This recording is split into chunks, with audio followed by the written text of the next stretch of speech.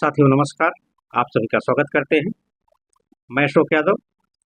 साथियों, इस वीडियो में हम संवैधानिक के विकास से संबंधित लगभग 14 से 15 बिंदुओं की चर्चा करेंगे, जो हर एक परीक्षा की दृष्टि से बहुत महत्वपूर्ण है। लगभग के प्रश्न यहाँ से बन ही जाते हैं। देखिए, इसमें जो पहला बिंदु है वह है कि गवर्नर जनरल वारेन हेस्टिंग्स ने जो एक 4 सदस्यीय परिषद का गठन किया था, उनमें जो सदस्य थे उनके जो नाम है, जो जो उसमें पहला सदस्य था जिसका नाम था फिलिप फ्रांसिस, दूसरा नाम आता है क्लेवरिंग का, तीसरा नाम है मॉनसन का और चौथा नाम है वर्वेल का। ये 4 सदस्य थे जिनके नामों की चर्चा हमने की। ये सभी गवर्नर जनरल वारेन हेस्टिंग्स की परिषद में सदस्य थे। जो दूसरा महत्वपूर्ण बिंदु है वह है कि जो गवर्नर जनरल और उसकी परिषद होती थी वह इंग्लैंड के वहाँ पे जो निदेशक बोर्ड था उसी के प्रति वह जिम्मेदार थी। अर्थात बोर्ड ऑफ डायरेक्टर जो होता था, जो इंग्लैंड में स्थित था, उसी के प्रति यह गवर्नर जनरल और उसकी परिषद जिम्मेदारी वहाँ पे उसकी होती थी। अब देखिए, जो तीसरा महत्वपूर्ण बिंदु है कि जो ईस्ट इंडिया कंपनी है उसकी जो प्रबंधन शक्ति थी, ईस्ट इंडिया कंपनी की जो प्रबंधन शक्ति है वह गवर्नर जनरल और उसकी परिषद में निहित थी। अर्थात गवर्नर जनरल और उसकी परिषद मिलकर के ईस्ट इंडिया कंपनी के संपूर्ण प्रबंधन की जिम्मेदारी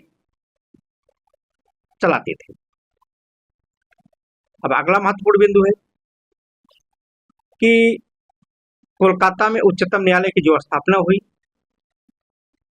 वह 1773 के रेगुलेटिंग एक्ट के द्वारा 1774 में कलकत्ता में एक सर्वोच्च न्यायालय की स्थापना की गई थी। अब चलते हैं अगले महत्वपूर्ण बिंदु पर। अगला महत्वपूर्ण बिंदु है कि उच्चतम न्यायालय में 4 सदस्य होते थे और उसमें एक मुख्य न्यायाधीश होता था। जो मुख्य न्यायाधीश हैं उनका नाम था सर एलिजा इम्फे। चलिए अगले बिंदु पर। अगला बिंदु है कि रेगुलेटिंग एक्ट 1773 अधिनियम द्वारा भारत के गवर्नर जनरल और उसकी काउंसिल को नियम तथा अध्यादेश जारी करने की शक्ति प्रदान की गई थी। अगला बिंदु है कि रेगुलेटिंग एक्ट 1773 द्वारा भारतीय लोगों से उपहार व रिश्वत लेने को प्रतिबंधित कर दिया गया था। अब अगले बिंदु की बात करते हैं। जो वारेन हेस्टिंग्स था, बंगाल का प्रथम गवर्नर जनरल बनाया गया। अब अगला बिंदु है कि रेगुलेटिंग एक्ट 1773 के तहत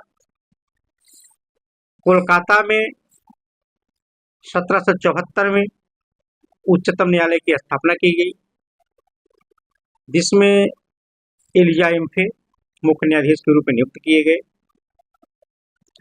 अब अगला महत्वपूर्ण बिंदु है कि ईस्ट इंडिया कंपनी पर संसदीय नियंत्रण 1773 के रेगुलेटिंग एक्ट के तहत पहली बार उस पर अधिनियम लगा करके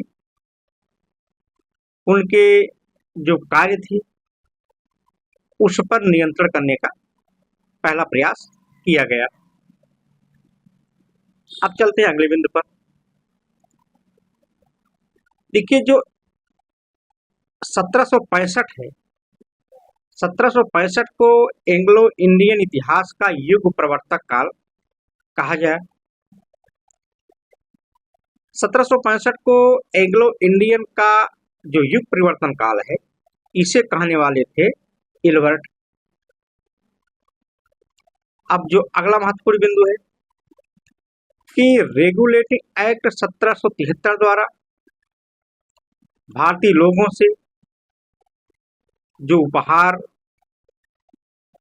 और रिश्वत लेने की परंपरा चली आ रही थी, इसके तहत एक नियम बना दिया गया कि अब कोई भी अंग्रेज भारतीय लोगों से न कोई उपहार लेगा, न कोई रिश्वत लेगा। जो उनको वेतन मिल रहा है उसी से अपना काम चलाएंगे। तो इस तरीके से इस क्लास में कितने महत्वपूर्ण बिंदु थे हमने चर्चा की। फिर मिलते हैं अगली क्लास में, तब तक के लिए धन्यवाद।